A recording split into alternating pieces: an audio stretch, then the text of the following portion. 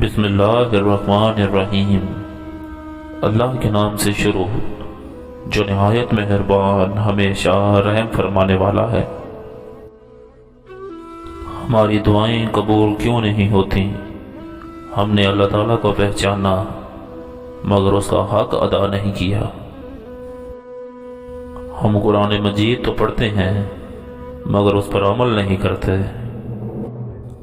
ہم نے محبت رسول صلی اللہ علیہ وآلہ وسلم کا دعویٰ تو کیا مگر ان کا طریقہ اور سنت رسول صلی اللہ علیہ وآلہ وسلم چھوڑ بیٹھے۔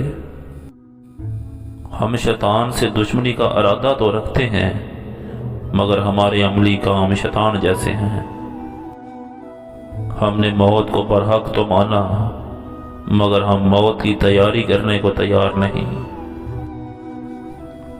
ہم دوسروں کے عیبوں پر نظر تو رکھتے ہیں مگر کبھی اپنے گریبان میں جا کر دیکھا ہی نہیں۔ ہم نصیحتیں تو بہت کرتے ہیں مگر خود عمل کرتے ہی نہیں۔ ہم چغلی کو گناہ سمجھتے ہیں مگر خود اس سے پرہیز نہیں کرتے۔